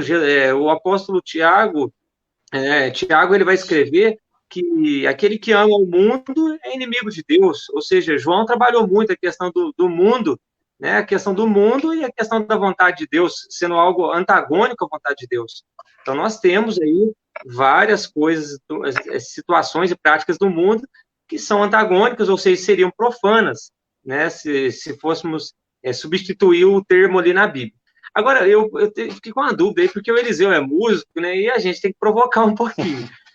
Então, assim, Eliseu, a dúvida é o seguinte, por exemplo, você citou dois exemplos aí, do músico e da pessoa que traficava. Então, a pessoa que mexe com música é uma profissão, vamos dizer assim, legalmente lícita, né, no Brasil. Suponhamos que o cara é músico profissional e ele vem para a igreja como o médico que se converte, o advogado, o professor, e esses demais profissionais continuarão a exercer normalmente a sua profissão. Né? O médico continuará sendo médico, o advogado continuará sendo advogado, o professor continuará sendo professor, e o músico, nesse sentido, tendo em vista que você é músico, por exemplo, ele é um músico profissional, ele deixará de ser músico enquanto profissão? Rapaz... Pergunta dos internautas. Isso é pergunta dos internautas? Tá na mesma dificuldade de pergunta dos internautas. Então, Alexandre, eu vou te responder. Eu abandonei minha carreira de músico. Uhum. Eu abandonei, tá? Por N fatores. Eu, infelizmente, não conheço, ou se eu for colocar em porcentagens, eu conheço pouquíssimos, que dá para contar, talvez nem em 5 dedos, que permanecem cristãos íntegros, tá? Vivendo no meio que vivem, no meio da música. Por quê? Eu tenho algumas teorias, tá? E já discuti isso até em outras lives nesse tempo nosso aí com outros músicos. A música, ela tem uma questão muito emocional e que mexe muito com o ego. Entendeu? A música tem muito isso. Entendeu? Então, assim, é por isso que eu sempre falo assim, para mim, pro Eliseu, não serve. Mas pro Alexandre, se ele quiser tocar o violão dele, de segunda a sexta, sábado, domingo, não sei, meu irmão, tocando num bar e levando o dinheiro dele honestamente para dentro de casa, legal, meu irmão, glória a Deus. Glória a Deus. Não te condeno, quem sou eu? Falando que pro Eliseu, a experiência que eu tive, talvez por imaturidade, talvez por N situações, e até por já ter tido a oportunidade de fazer algumas coisas, depois de 10 anos já de volta no Evangelho, e eu sei o que vibra dentro do meu coração. Ou seja, o autoconhecimento me leva a dizer que para o Eliseu não serve. Eu acho que essa é a questão. Você tem que saber, que é o que falta muito para a gente no meio cristão. Você precisa ter o autoconhecimento e saber assim, meu irmão, isso aqui serve para mim, eu amo fazer, Eu amo fazer, mas não serve para mim viver disso, porque isso aqui vai me conduzir para um outro lado que vai chamar outras situações, entendeu? O pastor Renato está aí, deve estar acompanhando a gente, o Rodrigo, e tem outros amigos aqui, eles sabem, eu toco bateria desde 9 anos de idade, eu tô com 41, cara. Entendeu? Eu toco a bateria, eu costumo dizer ao pessoal que eu consigo tocar bateria melhor do que andar, que eu não sei andar, eu ando de forma estranha. Então, assim, eu entendo que a música, particularmente, ela tem essa questão, entendeu? E, diferentemente de outras profissões, o médico vai lá, corta, mas, óbvio, se ele tiver que ser corrupto, ele vai ser corrupto. O policial, se ele tiver que ser corrupto, ele vai ser corrupto. Mas não mexe tanto com as emoções contra o músico. O músico, quando está no palco, meu irmão, você não tem noção do que passa dentro da gente. Só quem é músico sabe. A sensação de estar de frente com a plateia, quase sendo adorado. A grande verdade é essa. Quase não, você é adorado, você é venerado. Entendeu? Os grandes artistas hoje, sejam eles evangélicos ou não, eles são venerados, eles são adorados. Então, assim, tem muitas situações espirituais que acontecem. Entendeu? Eu trabalhei com um grande cantor, vi muita coisa assim, espiritual no meio da música, que eu não consigo entender um cristão ali no meio e achando aquilo normal. Entendeu? Porque você passa a achar normal. Entendeu? Se eu estou tocando bateria, que é o meu caso, por um grande cantor, e ele ofereceu aquela música para uma entidade, eu estou tocando ali, e na hora que você está tocando, você não está falando glória, glória e aleluia, meu irmão. A música está na tua mente. Então, assim, aquilo passa a girar dentro da tua alma, aquilo passa a fazer parte de você. E com o tempo. E o ambiente também, né? Tem a questão da ambiência, mas assim, eu não vou nem entrar na questão da ambiência, vou entrar na questão de você pegar um repertório aí de qualquer cantor do samba ou do meio de um outro meio, um cantor baiano, como foi, e você começar a analisar aquelas letras, e você tocando aquilo 30 vezes no mês, o que isso vai fazer para a tua alma? O que isso vai trazer para o teu espírito? Então, assim, é bem difícil. Eliseu, vou falar, para mim não serve. Para o Eliseu não serve. Agora, existe uma outra questão também, tá? Que aí a gente aprofunda mais ainda, hein? As músicas evangélicas que são tocadas hoje tá quase na mesma categoria dessas músicas que são tocadas pelos grandes artistas da música popular brasileira. Porque estava com a pergunta aqui. Agora você pegou, deixa eu pegar esse contar, meu irmão. Só Jesus. Deixa eu tacar uma rima nessa linha aí que você colocou. Então, Max, eu estava com a pergunta aqui, ó. Vocês vão desvirtuando o negócio, hein? Se a música da igreja que é mundana. Eu estava com a pergunta aqui. Rapaz, então, olha aí. Então, só você quero olhar no aproveitar contexto esse de letra. ensejo aí justamente, o Eliseu, e pegar esse gancho aí, que é o seguinte, né? Eu não discordo de vocês, eu vou apenas assim, ampliar um pouco a categoria da pergunta, né? Que vocês falaram de questões específicas, né? Dentro da música ou dentro da política e tal, mas olhando a coisa um pouco mais de longe, né? Eu acho que é um grande problema, um problema seríssimo, aliás, talvez seja o problema da igreja hoje em relação à cultura, nesse conflito, digamos assim, da igreja com a cultura, é justamente essa separação. Existem coisas que são santas em si, e existem coisas que são profanas em si. E aí eu gosto muito do que Paulo escreveu em Colossenses, no capítulo 1, porque ele diz o seguinte, que tudo foi criado por Cristo e para Cristo. E que Deus, através de Cristo, reconciliou a si todas as coisas. Então, veja, todas as coisas, eu entendo aqui, como toda a ordem cósmica. Tudo isso foi redimido pelo sacrifício de Cristo. Cristo morreu só para nos salvar dos nossos pecados? Eu creio que não, porque a gente falou isso na live passada, um dos efeitos do pecado, da queda, né, falando sobre um dos aspectos da cosmovisão cristã, um dos efeitos da queda foi justamente que o pecado entrou não só na natureza humana, mas toda a criação foi afetada. E aí depois nós vamos ver mais à frente falando sobre Jubal, Jabal, né, e Tubal-Caim, criadores, né, de gado, da música e da metalurgia, da indústria. Ou seja, todas essas coisas tiveram uma gênese ali após o pecado, já contaminada. Porém, em Cristo, todas elas são redimidas. E o que eu combato aqui, né, como novamente repetindo, não discordando do que o Eliseu falou, porque eu concordo com o que ele falou, dentro dessas categorias você tem que fazer essa análise, né? O que eu estou fazendo aqui é para a glória de Deus, escandaliza alguém, edifica, você tem que fazer toda essa análise em tudo que você for fazer. Agora, o que eu não concordo seria o seguinte: você pegar e falar, olha, a música é do diabo, a política é do diabo, um cristão não pode ser um político, né? Ou um músico, né, não pode ter uma influência sei lá, de outros grandes músicos fora do ambiente eclesiástico, por exemplo, né? Ou que o teatro, o cinema não são ambientes para o cristão. Talvez até hoje não sejam, talvez hoje, como estão, não sejam.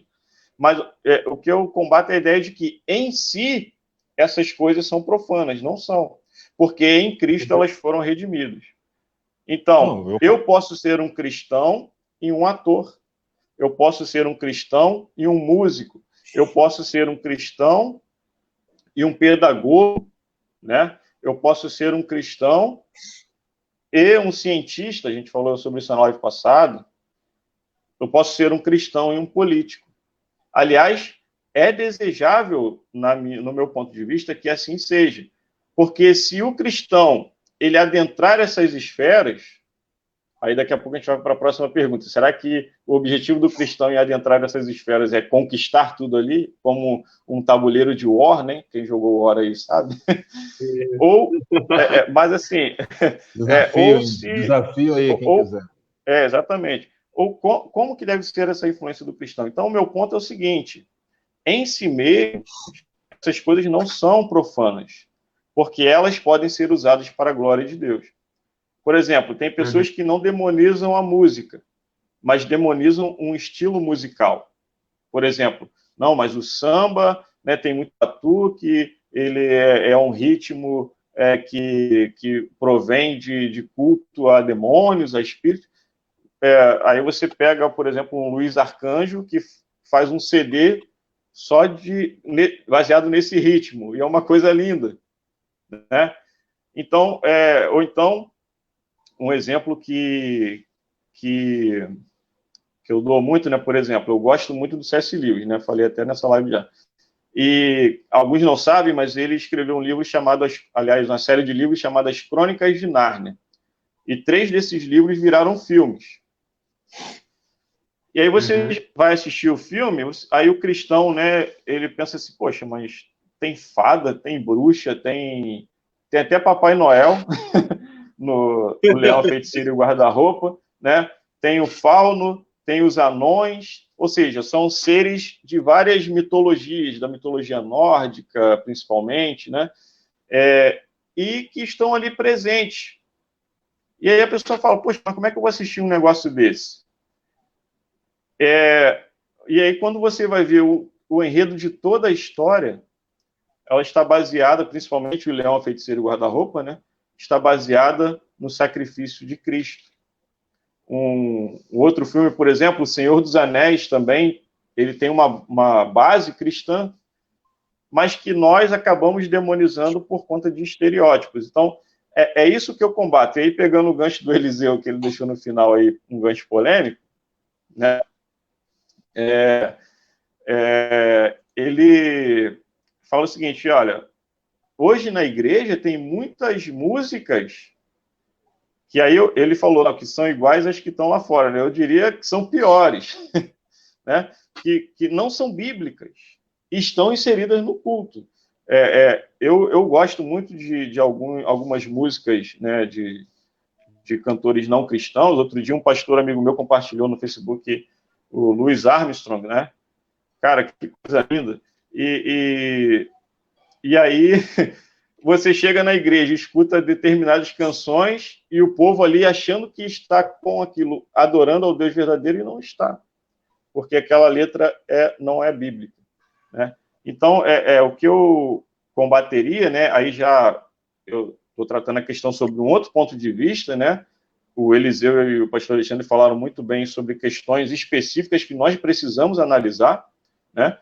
Em cada contexto, mas o que eu trago aqui para contribuir para essa conversa é o seguinte: olha, não dá para você ser um cristão no domingo e na segunda você ser um cientista, um músico, um ator, né, um artista plástico, um pedagogo, um professor que esqueceu as suas bases cristãs.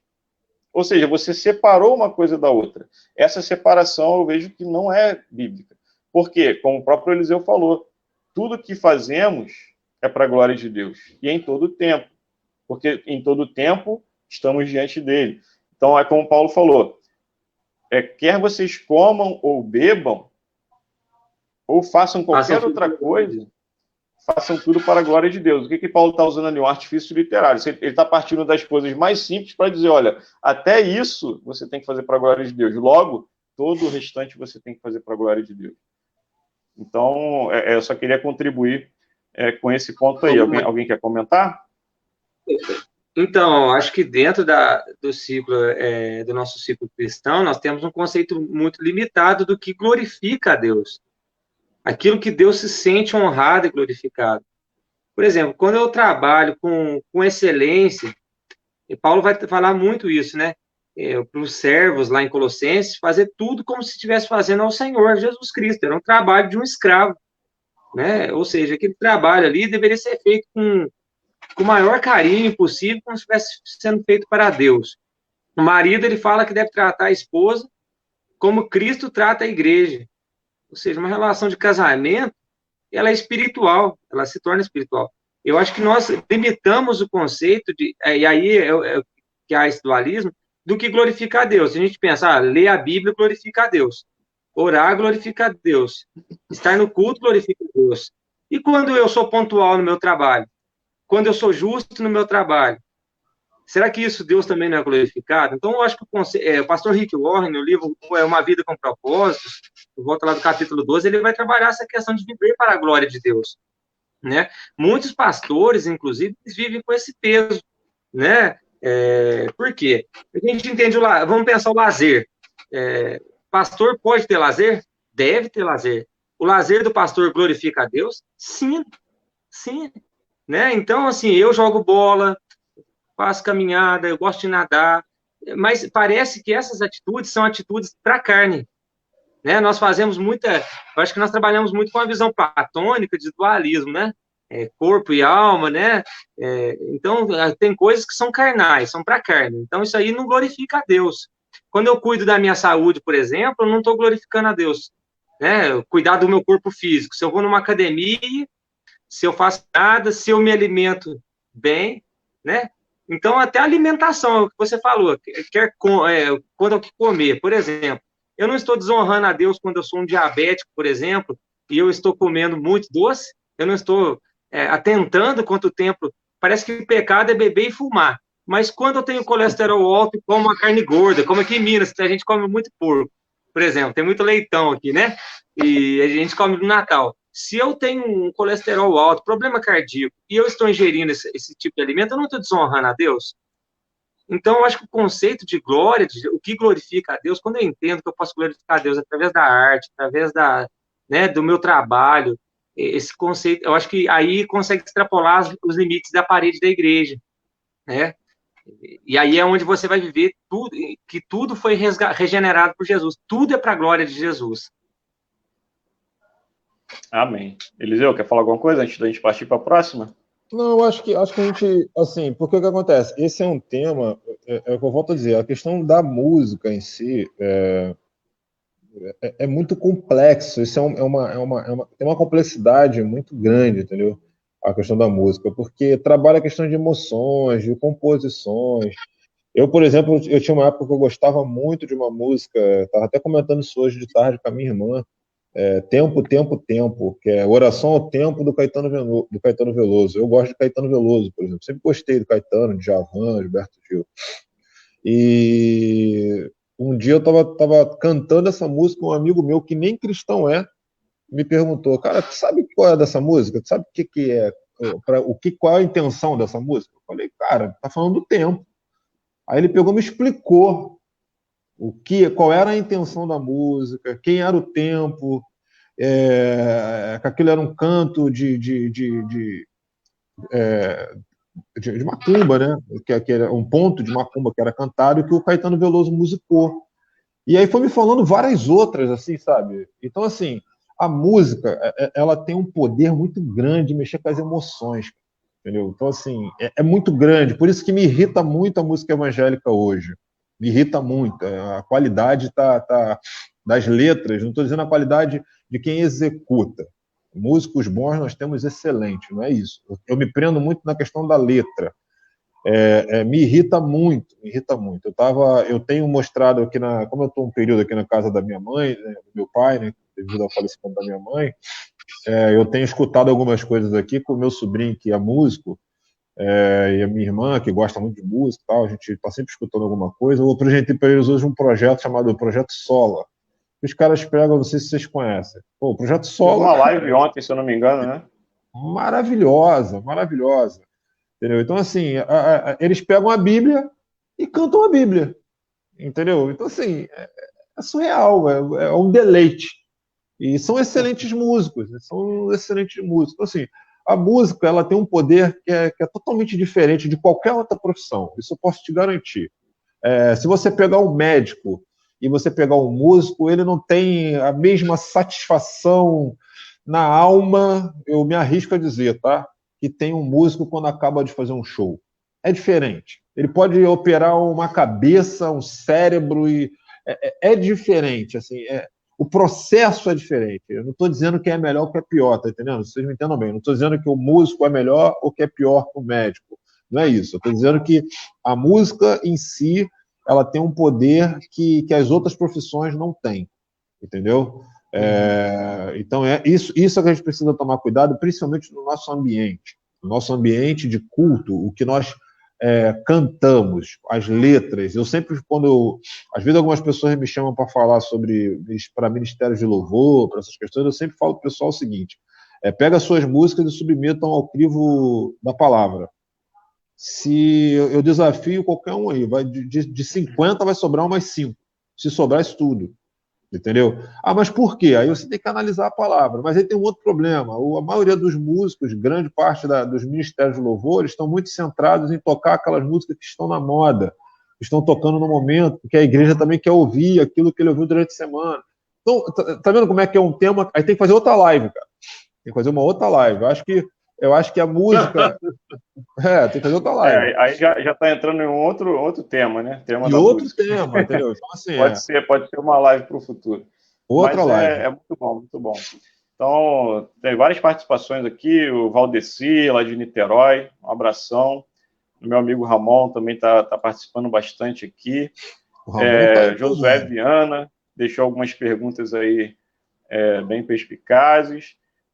Josué compartilha uma história que o pastor Alexandre estava falando sobre a questão do descanso, né? Ele fala o seguinte, tem aquela história do irmão, né, que viu o pastor lendo a Bíblia e falou, pastor, está descansando? Aí o pastor respondeu, não, estou trabalhando. E aí no dia seguinte ele viu o pastor capinando e falou, pastor, aqui no caso seria, está trabalhando? Aí o pastor respondeu, não, irmão, agora estou descansando. Ou seja, o trabalho do pastor é porque a gente acha que estudar a Bíblia não dá trabalho, né? E até lembrei agora de acho que o livro Pastor Reformado, né? Do Pastor Aprovado, do Richard Baxter, ele fala assim, olha, não queira trocar um dia de trabalho seu por um dia de folga meu. Então ele fala isso, né? Que a vida do pastor realmente não é fácil. Mas o Ramon aqui, opa, caramba, ia ser um privilégio, hein? Se fizerem uma live, né, de temas de música, essa abordagem, quero participar. Amém, amém. Já tá Está convidado já, vamos viabilizar isso aí. Ô, Marcos, diga aí, pastor Alexandre. você abordou uma questão aí da cultura. Eu acho que esse livro aqui é muito bom. Depois vão haver indicações. Povo, Terra e Deus, da ABU. Eu não sei se ele tem no mercado, como que está hoje, que é um livro antigo. Mas há um capítulo aqui sobre sociedade e cultura, onde ele aborda o povo de Israel e diz que eles tiveram algumas posições com relação à cultura, né? Rejeição e proibição, alguns atos que foram realmente extintos, não puderam, né? Idolatria, alguns atos que eram rejeitados. Mas é interessante quando eles falam que tolerância com controle. Então, assim, tiveram algumas práticas que Israel, Deus, até mesmo Deus não censurou. Eles adequaram algumas práticas das nações próximas, se tornaram aplicadas ali, não teve a censura de Deus, então houve um controle. Então, acho que também a gente tem que ter esse controle, né? Há coisas de fora que são boas, né? E que a gente pode aplicar. Eu gosto muito de filosofia, por exemplo, né? Leio muito, estudo muito sobre filosofia. Soren Kierkegaard é meu filósofo preferido. Oi? Não entendi. Eu falei que você deve gostar de Soren Kierkegaard. Sim, Soren Kierkegaard, é verdade. Mas aproveitando esse seu gancho aí, pastor Alexandre, bom, a gente já pode entrar na última pergunta, porque você está falando da questão de como... Oi, pode falar. Pode falar você. Tá. Você está falando da questão de como Deus tolerou, eu gostei dessa expressão, né? Tolerância com controle, né? Tolerou legal, né? Algumas práticas culturais, né? E aí eu vou lançar essa pergunta aqui, o pastor Alexandre já pode continuar, então, falando, depois eu passo para o Eliseu. Que é o seguinte, olha, é o nosso dever como cristãos, né? A gente já falou aqui que é desejável que o cristão participe de todas as esferas da sociedade, seja política, educação, arte, né, música, é desejável isso. Agora, com que propósito o cristão deve fazer isso? O nosso propósito deve ser cristianizar a cultura. Eu falei aqui daquela imagem do tabuleiro de War, né? A gente sair conquistando todos os territórios. Será que essa é a visão bíblica? O Max, pastor Alexandre pode prosseguir. Então, eu acredito que é impossível um cristão, por mais que ele não faça conscientemente, que com sua atitude, a sua própria atitude talvez não gere mudanças em quem está à volta dele. Mas, assim, eu acredito que há alguns traços culturais que a gente deve tomar cuidado para a questão da contextualização, né, sem ser colonização. Acho que a gente tem que contextualizar o evangelho sem colonizar culturas. Acho que um dos problemas que nós tivemos no Brasil, por exemplo, foi de colonização. Você traz uma igreja um perfil americano para instalar no Brasil, um país completamente diferente. A gente, às vezes, faz isso. Vou dar um exemplo no Brasil. Nós temos várias tribos aí, né, e comunidades quilombolas no Brasil. Né? Vamos pegar os índios, por exemplo. Você chega numa tribo, por exemplo, em que eles não se vestem, né? Andam lá nus, e não há nenhum problema com aquilo entre eles. Quando nós chegamos lá, nós estranhamos, temos estranhamento, porque não faz parte do nosso modo de ser. Então, imaginemos um pastor índio nu, pregando o evangelho nu. A gente teria dificuldade, muita dificuldade, dentro do nosso sistema, a nossa visão de mundo e o nosso sistema eclesiástico. Mas quando a gente chega e tenta colonizar, eu acredito que também não é o que se pretende, vamos dizer assim, não é o propósito de Deus. Eu não posso chegar lá mudando a cultura com relação àquilo que não tem conflito com relação à palavra de Deus. Eu acredito que a cultura ela deve ser cristianizada com relação àqueles princípios e valores em que ela é conflitante com a vontade de Deus. Então, quando eu chego num povo diferente, numa outra sociedade, por exemplo, os irmãos que vão para a África encontram muito problema com a poligamia, né? E a poligamia, a gente olha para o Antigo Testamento, ela não foi... até no livro Povo, Terra e Deus, ela fala que em alguns momentos ela foi tolerada.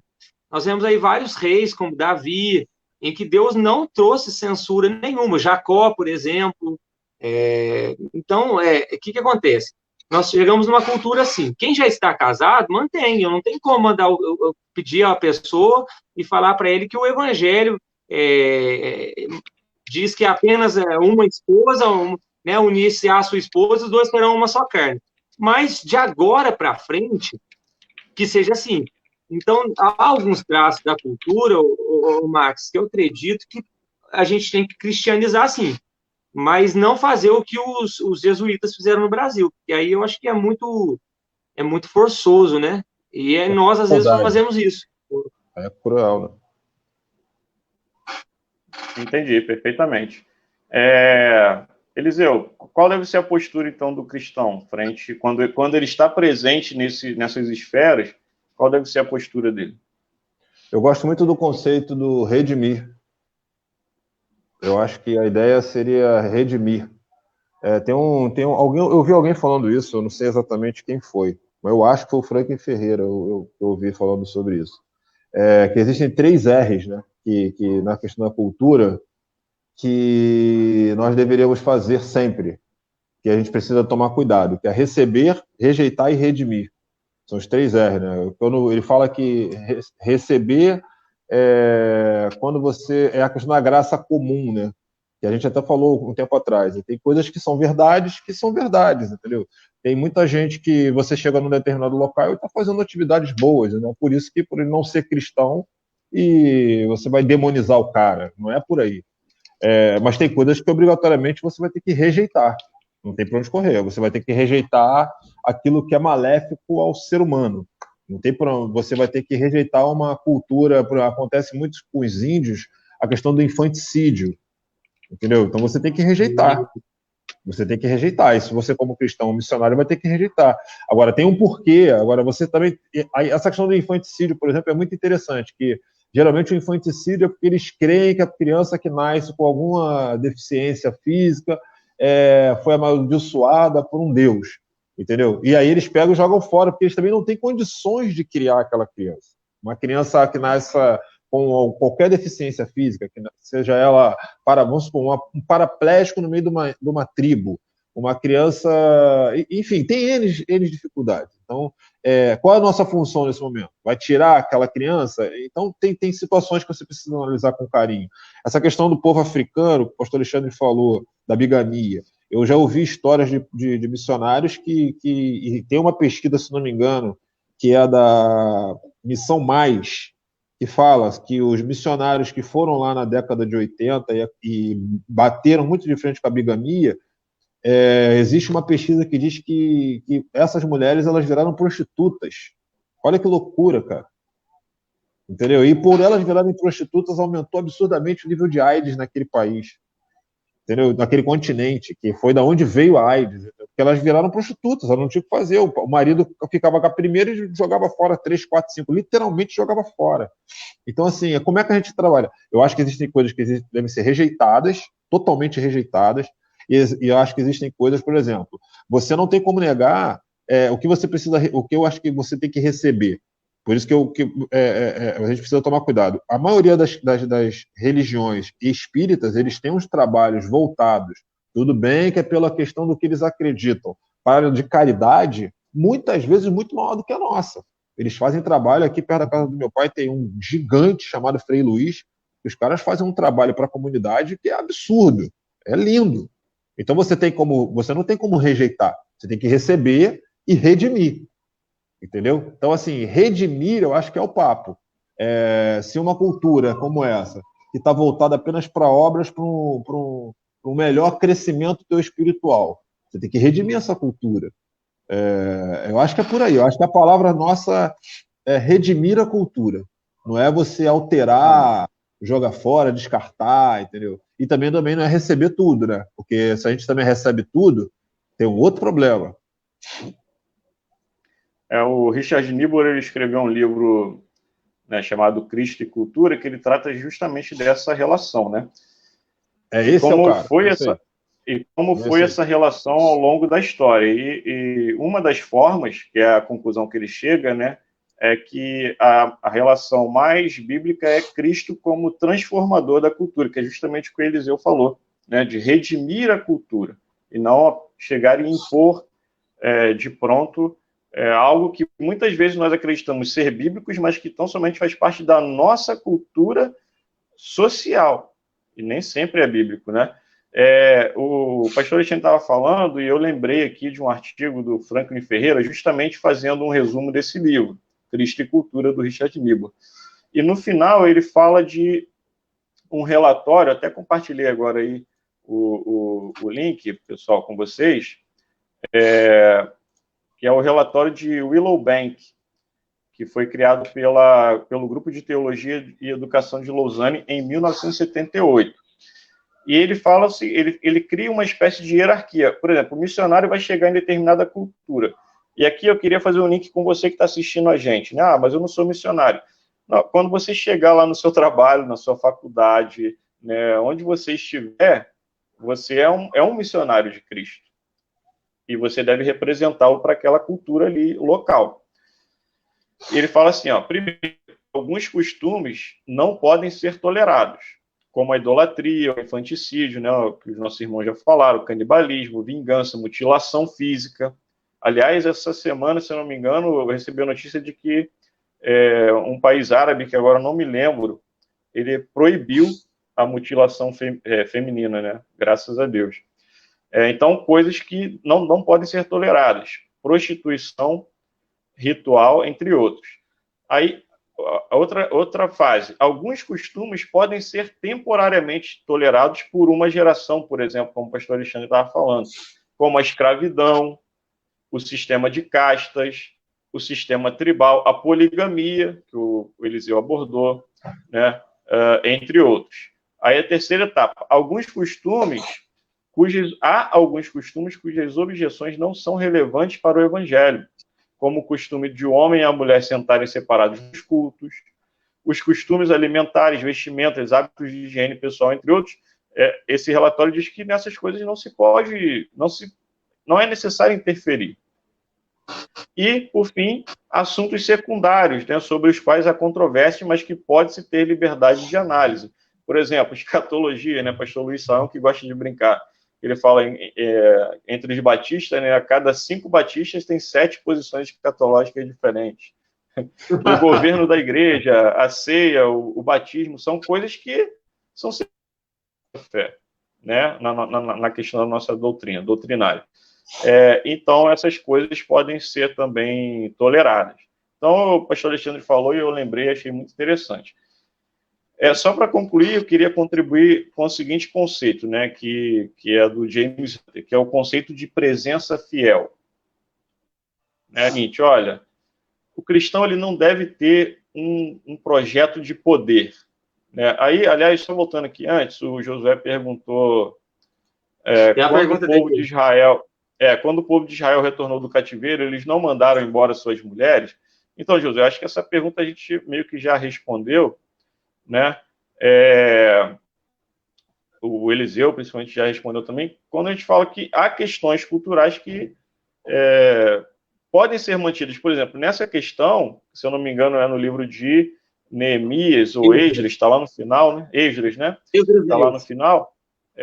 Muitos intérpretes não consideram isso como uma atitude correta. Né? Ele fez isso para tentar purificar a linhagem, né, judaica, porém, isso causou um impacto social muito grande, a exemplo do que o Eliseu falou. Né? Então, acho que isso aí poderia ter sido tolerado. Tá? Agora, vamos lá. Eu estava falando da questão da presença fiel. O cristão ele não deve ter um projeto de poder, de dominação, né? Mas ele deve ser um cristão fiel onde quer que ele esteja. Se ele está lá na Câmara de Vereadores, que ele seja um cristão fiel. Se ele está lá trabalhando como músico, que seja um cristão fiel. Se ele está lá trabalhando com arte, como professor, enfim, que seja um cristão fiel. Que seja um verdadeiro imitador de Cristo. E é dessa forma que nós vamos influenciar a sociedade, né, dentro desse conceito do James Hunter. tá bom? Então, essa foi a nossa última questão, né? O Pedro Dutti também ele fala que, no seu livro Inteligência para Quê, que não adianta apenas nós nos diferenciarmos pelo discurso, né? De santidade, de amor, mas temos que praticar a santidade e o amor ao mesmo tempo em que proclamamos a verdade. Então, o nosso discurso e as nossas atitudes devem andar alinhadas. Amém? Bom, gente, eu quero agradecer, né? Já chegamos a quase aí 1h40 de live, nossas lives estão se estendendo bastante, graças a Deus, porque os assuntos são muito bons, os convidados são excelentes e o assunto vai fluindo. E como eu falei na primeira live, isso aqui é um quintal para a gente ficar à vontade mesmo, né? Para a gente bater papo e poder construir algo aí de edificante. O Ramon Montenegro aqui me lembrou que foi o Sudão que aboliu aí a questão da mutilação feminina, né? Graças a Deus, um país, né, muçulmano, e graças a Deus aboliu essa prática. Espero que outros países também sigam esse exemplo. Mas eu quero agradecer, Eliseu, pela sua disponibilidade, né, de compartilhar seus conhecimentos conosco. Pastor Alexandre, mais uma vez, está sempre aí conosco, né, nas nossas lives. Agradecer a você que esteve conosco até agora, pelos seus comentários, pela participação, pela interação, né, e que Deus abençoe você, tá bom? Lembrando que, para quem não estava aí no começo, a próxima live será numa sexta-feira, tá bom? Como eu disse, o Vitor não pôde estar conosco hoje, nos deixou órfãos, e por conta disso, para que ele possa estar conosco, devido a compromisso, a gente vai passar para sexta-feira. E sexta-feira que vem, nós vamos receber aqui pastor Carlos Coutinho, também um escritor do CP, né, a semelhança do pastor Alexandre, com certeza conhecido do Eliseu, né, Eliseu? Tentar na primeira fila. Primeira cadeira é minha. Isso aí. Isso aí. E ele vai falar, nós vamos falar, na verdade, sobre como estudar a Bíblia. Então, é um assunto que vai desde o cristão que está começando agora, com até o mais experiente, compartilharmos aí formas eficazes, eficientes e edificantes de estudar a Bíblia. Teremos aqui, então, o pastor Carlos Coutinho, né? Já adianto aí para o pastor Renato Neves, que em breve nós vamos convidá-lo aí para estar conosco, tá bom? Um grande abraço. Então é isso, gente. Obrigado aí pela participação de vocês. Vou passar agora a palavra para o Eliseu, depois o pastor Alexandre, para fazerem as considerações finais aí. Bom, pessoal, obrigado aí mais uma vez aí por esse tempo que nós tivemos juntos, pessoal que assistiu a gente, né? Foi muito edificante. Quero indicar. Eu estou lendo um livro, na verdade, 2 livros, né? Estou aqui na casa do meu pai e estou lendo 2 livros do Nicodemos. Um é Cristianismo Simplificado, muito legal, um livro interessante dele, gostei, li já. E o outro é o Cristianismo Facilitado, esse aqui. E eu hoje comecei a ler um outro, esse daqui é da época que meu pai fez seminário. Olha o título que legal. Tá vendo aí? A Vida Cristã. A Vida Cristã, Introdução à Ética. Muito interessante. É um livro de 1973. Ó, que legal. Esse é o que eu gosto, que eu estou lendo no momento. Mas eu queria indicar para você o livro do James Sire. Entendeu? O James Sire tem uns livros. Tem um livro que é até o Max já mostrou aí a capa que ele está lendo. Eu fiz até uma lista aqui de livros que eu acho que a gente precisa ver. Tem um que eu gosto muito, que é o do Dia Carson, Cristão e Cultura. Muito bom. Esse aí, ó. O Universo ao Lado. E tem um outro dele que é Dando Nome ao Elefante. Acho que esses 2 livros você já vai ter uma grande visão e já vai ter uma bela introdução do que nós estamos tratando aqui hoje. Tá? Eliseu, tem um outro do Nicodemos, que é o Cristianismo na Universidade também, né? Que é bem, esse eu não li ainda, mas já ouvi dizer que é muito bom. Esse eu não li ainda. E tem um outro que eu gosto também, que já é mais antigo, né? Que é do Paul Tillich, que é a História do Pensamento Cristão. E também Ótimo. Tem um excelente livro, excelente esse livro. E tem um outro também, que é do Justo Gonzalez, também, que já tem uma outra visão, mas é muito legal também, a história do pensamento cristão. E um que eu li, que é bem legal, que você deve, eu acho que vale a pena a gente falar dele aqui, que é da Vida Nova, é Filosofia e Cosmovisão Cristã.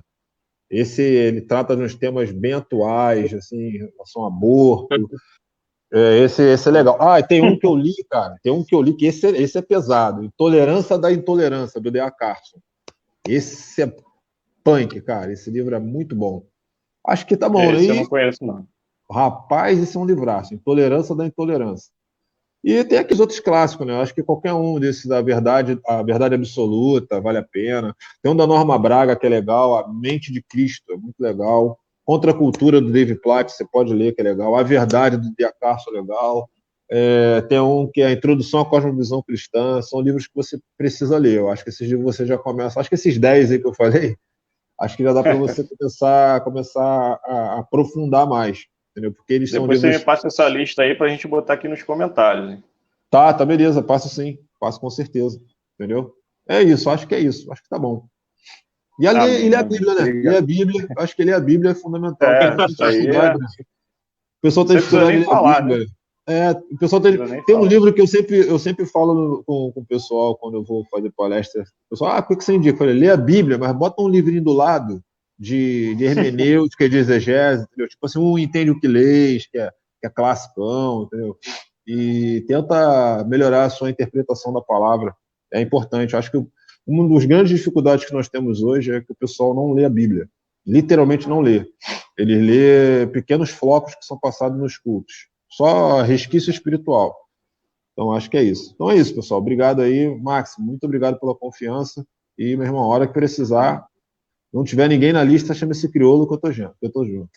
É isso. Ele já está aí, já está escalado já para a próxima, se Deus quiser. Valeu, meu irmão. Falar abraço. sobre música. Opa, Alexandre, vou em Minas comer uma linguiça contigo, irmão. Rapaz, excelente. Premiado lá na França, hein? Olha aí, rapaz. Vou aí, vou tirar um dia, tô pegando um busão aqui na rodoviária Novo Rio, tô partindo, hein? Vou avisar aí. Tem que liberar a pandemia. Aqui, ó. Olha lá, aí, tá vendo? Aí, pô, olha só, cara. Olha só, cara. Aí não pode. Então tem que ter comida, rapaz. Aí quebra a gente, né? Aí quebra a gente. Tem esse livro aqui também que é legal, ó.